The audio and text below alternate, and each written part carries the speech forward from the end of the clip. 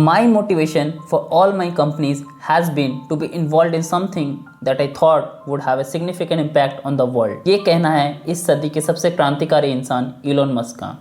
ये बचपन से काफ़ी शार्प माइंडेड थे, इन्हें बुक्स पढ़ने का बहुत शौक था। ये 10 साल की उम्र तक इतनी बुक्स पढ़ चुके थे कि अब कोडिंग में इंटरेस्ट लेना स्टार्ट कर दिया। 12 साल की उम्र में प्लास्टर नाम का एक गेम बना दिया जिसे बेचकर $500 मिले। अपनी ग्रेजुएशन कंप्लीट करने के बाद जिप्टो नाम की एक कंपनी स्टार्ट की जिसके वेबसाइट पर लोग लॉगिन करके सारे लोकल बिजनेसेस के एड्रेस एंड फ़ोन नंबर्स निकाल सकते हैं।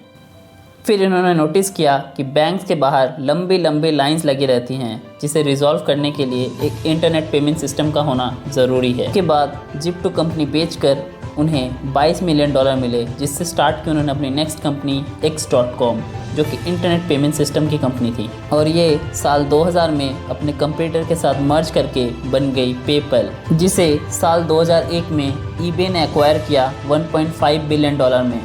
वहाँ से उन्हें $180 मिलियन मिले। अब वो दुनिया की सबसे बड़ी प्रॉब्लम पॉल्यूशन पर काम करना चाहते थे, जिसके लिए उन्होंने चेयरमैन के हिसाब से ज्वाइन किया solar city company and Tesla में भी स्टार्ट कर दी इलेक्ट्रिक कार्स बनानी। इसी बीच रसिया गए ताकि रॉकेट सिस्टम को चीप अफोर्डेबल बनाने के साथ और ज़्यादा एफिशिएंट बनाया जाए, लेकिन रसिया में उनका बहुत मजाक उड़ाया गया और रसिया से वापस आकर स्टार्ट की खुद की रॉकेट बनाने की कंपनी स्पेसएक्स, और दिन रात लगा दिया रॉकेट साइंस को समझने और सीखने में। कोई इन्वेस्टर इनके इस प्रोजेक्ट पे इन्वेस्ट करने के लिए तैयार नहीं था। इन्होंने खुद के $100 मिलियन इन्वेस्ट किए स्पेसएक्स में। जब इन्होंने अपना पहला रॉकेट लॉन्च किया तो वो फेल हो गया। उस समय सारे लोग इन्हें पागल बोल रहे थे। उन्होंने अपना दूसरी कोशिश की, फिर फेल हो गए, तीसरी बार फिर से फेल हो गए, 3 बार लगातार फेल हुए और लगभग बैंकरप्ट हो चुके थे, पर फिर भी हार नहीं मानी। एक और कोशिश किए और इस बार सफल रहे। नासा ने खुद उन्हें रॉकेट बनाने के लिए $100 मिलियन का कॉन्ट्रैक्ट दे दिया। इनके बनाए रॉकेट्स की खास बात ये थी कि इनके रॉकेट्स रियूजेबल थे। फिर इन्होंने अपना पूरा ध्यान इलेक्ट्रिक कार्स बनाने में दे दिया। 2-3 बार फेलियर का सामना करना पड़ा, पर फिर भी ये डटे रहें, लगे रहें। आफ्टर मल्टीपल ट्राइज इन्होंने अफोर्डेबल इलेक्ट्रिक कार्स बना लिया, जो मार्केट में एक इंस्टेंट हिट साबित हुआ।